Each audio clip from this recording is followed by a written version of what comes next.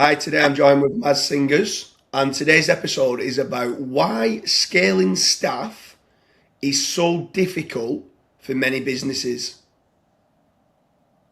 Yep. And scaling staff can be difficult, right? Reality is that running a business, scaling a business ain't easy. But as you and I have both done it a bunch of times, there's a bunch of traps that you can fall in for sure. From a management standpoint, the biggest thing I see is I see there's kind of three layers. So when you're going through growth, there's kind of three-step ladder, right? So there's the first step, which is going from being you individually managing everything. So as a human, you can hire five, six, seven, maybe eight people, and they can all report to you. But at some point, there's no return, right? Like every time you hire a new person, you just get busier. And that's a very difficult step to get over because you really need to learn to delegate and give ownership and responsibility. Then there's the next step, which is typically somewhere between 25 to 30 people. And in that step, what happens is you need to learn to communicate through a team of managers and get them to execute. And again, this is hyper focused on management skills more than anything, right? So you need to learn to become a great manager. And then the third step that I see, which is typically around 50 to 60 people, is when people have to start managing through multiple layers. So as a CEO, if you're used to communicating and then stuff happens, when you communicate, it goes down a layer, it goes down another layer, and suddenly your message gets mercury, right? So it's not what you say is not what people at the bottom of the organization hear. So learning to communicate through multiple layers is sort of the third step. And those for me that's the three biggest step that many clients are facing, and that's what I'm helping a lot of clients fix, right? But those are kind of some of the basic challenges that I see. And it aligns a little bit with the framework you were talking about in our book, actually, um, the sort of military framework. Do you want to elaborate a bit on that? Yeah, for sure. I mean, for me, like with regards to scaling, the desert period of having 8 to 25 staff was always the hard part.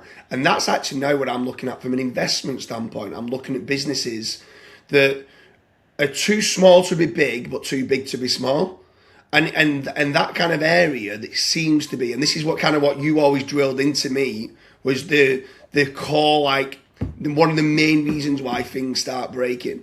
And it's tough because then at that point you then CEO or the founder needs to let go and have the like middle management kind of systems put into place.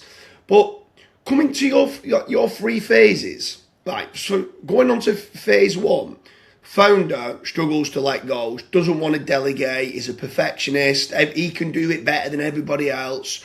How do you, as part of your management consultancy and coaching, how do you try to get that out of people? Because I always see, I don't do the management coaching like you do, but I always see one of the main issues is the founder's the problem. He's the bottleneck.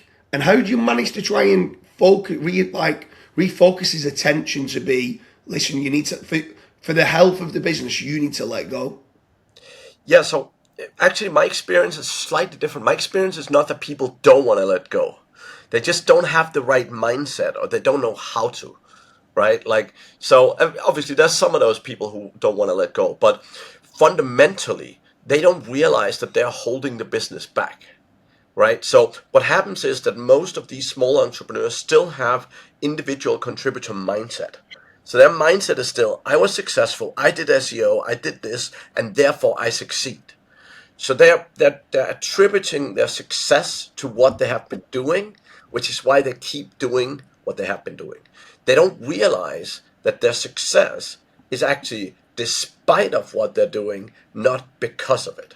Right? So the first step is really changing the mindset. And the way I go around that is talking a lot about the mindset, right? So I see a business as a pyramid. In the beginning, it's a small pyramid, one or two people, and then it kind of grows. And the way you grow a company is very simple. You make each stone in the pyramid more valuable. So if you as a founder keep doing the same stuff over and over and over again, you're not helping increase the value of the business, right? So the core mindset and the core thought process is, what can I let go of where I can do something more valuable. And reality is all entrepreneurs always have a million things they can't do, but they feel too busy. And here's the thing, like even when it comes to client delivery, let's say you're running an SEO agency, right?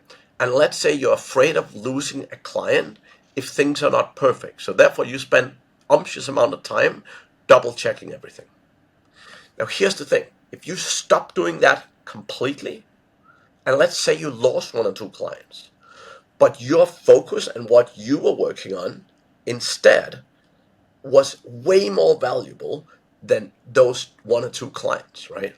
That is how you must think about business. If you ever look at successful entrepreneurs, the fear is not losing a customer. Every one of us are where we are today because someone gave us an opportunity and they trusted us. So on that then, with regards to scaling staff, obviously you've got like a management consultancy kind of set up. When do you think is the right time for a business owner to come along? They're looking to scale staff out. They're not certain what type of staff's needed. They're not certain how to recruit. Like, at what point does someone go, I need a Maz Singers to come along and tell me what's needed? Like, 'cause obviously you've got different sizes. They've got the three phases. Have they got to wait until they're struggling, or is that too late? And it's almost like reactive and being proactive. Like, what in your measures do you think is the best way?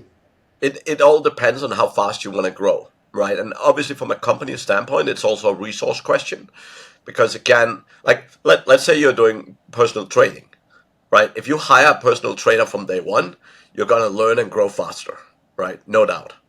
But again, it's going to cost you more money, right? So depending on where your business are, most businesses either struggle with time or with resources. So the benefit, and you're one of the people I know that are best at this, is taking and investing and saying, hey, we're making some money. Let's invest in bringing in this expert and learning from them, right?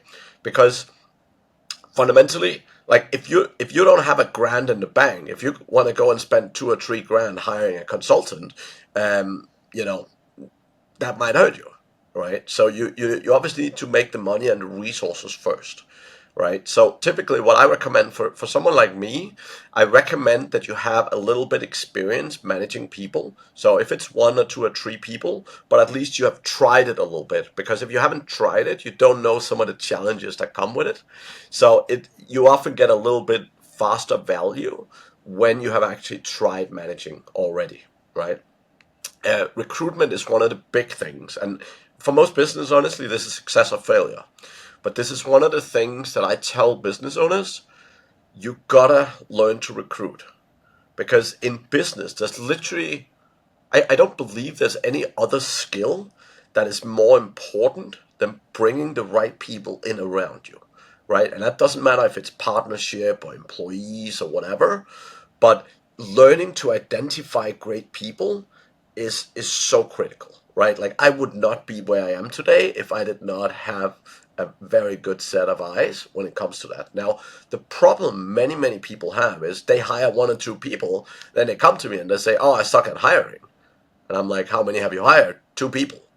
I'm like, "What process did you go through?" "Oh, I just had lunch with them and then I hired them and they turned out to be shit." Right? And you're like, well, hiring, like management, is a skill, right? So the first time I wanted to go hire people, I sat down and I learned, right? So I was in the corporate world at the time and I was in a management position and I had to hire people. So I went out, I found some resources, I found some colleagues that I could talk with, then say, hey, how do I decrease the risk of fucking this up? And here's the thing, whenever you're dealing with humans, sometimes shit fucks up, right? Like I would say I'm very good at picking good people, and I'm probably right 8 out of 10 times, right? Because at the end of the day, you're dealing with humans, and sometimes humans are just humans. And I've tried it all. I've hired someone, and 2 days later, the wife passed away, and they wanted to move back home and stuff like that, right? Like stuff happens when you're dealing with people, but it's a skill. So investing in learning it, investing in testing it out, and honestly, if it's your first time hiring, going interview 40 or 50 people. Yes, it takes a long time, but it's way easier to compare if you have something to compare against. If you go and interview three people, you hire the best one. Like, you don't know the market, you don't know what's there, you don't know the opportunities, right? So Yeah. that's generally my focus. So with regards to that, obviously the topic of the video here is about scaling staff and the difficulties that people seem to have as a business owner or as an entrepreneur. There you spoke about humans. So at what point now we're living in an AI world, does someone start to decide as a business owner whether we can start using AI employees, AI agents? If someone's uncertain about this and there's a little bit of unrest, I know with certain business owners, can they speak to yourself with regards to management consultancy and as a management coach to then decide certain roles could we be using AI agents and AI employees to scale out certain tasks? Yeah, you definitely can, right? I think generally, so particularly in the internet space, so when you're looking at SEO businesses or e-commerce business and so on, right? People have a much better take on AI than in many traditional businesses, right? So they're even if you feel you're behind the curve, you're probably not, right? You might be behind some of your colleagues, but you're not behind the curve. So what I would say from my personal point of view is that um, one, it's a balancing act. So again, as a person, if you have just yourself in the business, like if you need to learn AI, if you need to learn to set up robots, if you need to learn to do stuff, that takes a lot of time and effort, right? So even in our companies, I mean, we often hire specialists to come in and build out automations or build out workflows and so on, right? We could probably do it ourselves, and we have some people in house that are building out sort of process execution and stuff. But again, it often slows growth down if you don't know how to do it, right? So I generally start out with humans, and what I tell most people, when you're trying to automate a process that you're not yet doing, you're most likely gonna fail.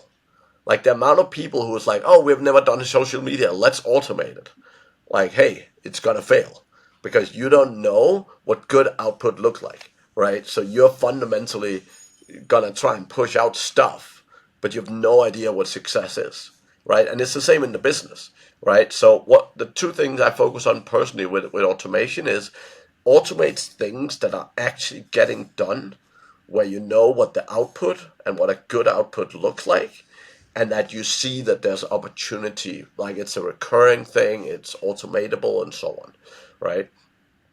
I think too many people try and automate a lot of stuff and spend so much time and effort doing it because they're afraid of working with people or they're afraid of having to manage people.